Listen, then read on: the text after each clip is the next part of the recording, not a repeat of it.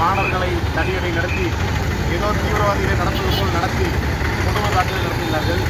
அது குறித்து பேசலாம் என்று பாராளுமன்றத்துக்கு சென்றால் பாராளுமன்றத்திலே பிரதமர் வருவதே இல்லை. பிரதமர் வரவில்லை என்றும் பரவாயில்லை, உள்துறை அமைச்சர் திரு அமித்ஷாவும் வருவதில்லை.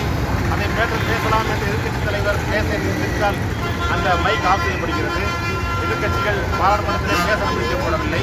அதைத் தொடர்ந்து நேற்று தினம் எங்கள் தலைவர் ராகுல் காந்தி அவர்களும் கர்நாடகா முதல்வர், கேரளா முதல்வர் மற்றும் எம்பிகளுடன் சென்று பிரதமருடைய வீட்டிற்கு முன்பு ஆர்ப்பாட்டம் நடத்தினர். அறவழியில் நடந்த ஆர்ப்பாட்டத்திலே கடைசியாக அங்கும் எந்த ஒரு முடிவு மட்டுப்படாமல் எங்கள் தலைவர் ராகுல் காந்தியை குண்டுகளாக எடுத்து ஒரு நாட்டினுடைய எதிர்க்கட்சி தலைவர் அவருக்கு இரத்த காயம் படும்படி மோசமாக நடந்து கொண்ட காவல்துறையை நாங்கள் கண்டிக்கின்றோம்.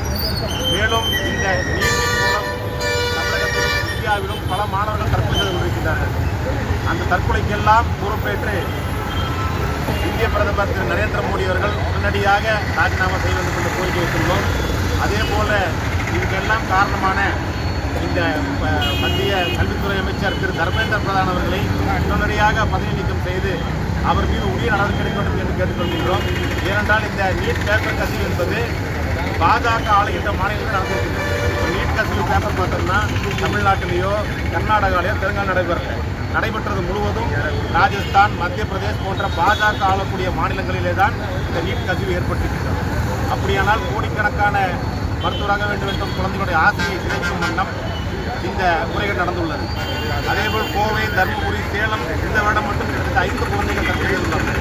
அந்த குழந்தைகள் வீட்டுக்கு சென்று நாங்கள் சந்தித்தோம். அந்த பெற்றோர்களும் அதுதான் மிகவும் வருத்தப்படுகின்றார்கள். அவர்கள் மரணத்திற்கு அந்த குழந்தைகள் எங்களை பொறுத்த வரைக்கும் அந்த குழந்தைகள் தற்கொலை செய்து கொள்ளவில்லை. இந்த அரசு பயங்கரவாதம், அரசு அவர்களை கொலை செய்துள்ளது. அந்த கொலைக்கு கண்டிப்பாக நியாயம் கிடைக்க வேண்டும். நியாயம் கிடைக்கும் வரை காங்கிரஸ் கட்சி ராகுல் காந்தி தலைமையிலே நாங்கள் தொடர்ந்து போராடி கொண்டே இருப்போம். தர்மேந்திர பிரதான் உடனடியாக பதவி விலக வேண்டும்.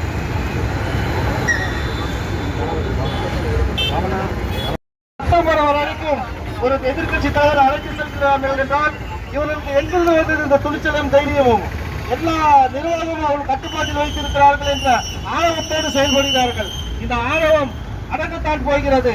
அதனால் இதை கண்டித்து மாபெரும் இந்த கண்டன ஆர்ப்பாட்டத்திற்கு வருகை தந்த தோழர்கள் அனைவரையும் வருக வருக என கோவை தெற்கு, வடக்கு மாநகர் மாவட்டத்தின் சார்பாக அன்போடு வரவேற்கிறோம்.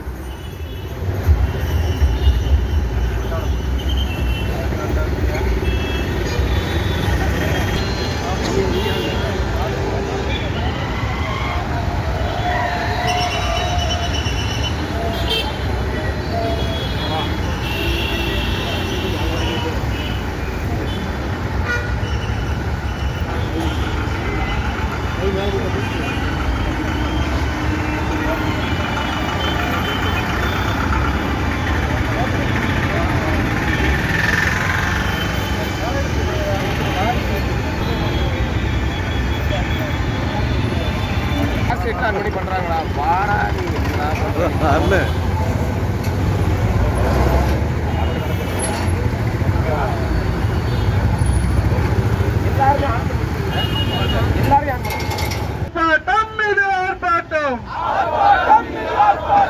மத்திய அரசை கண்டித்து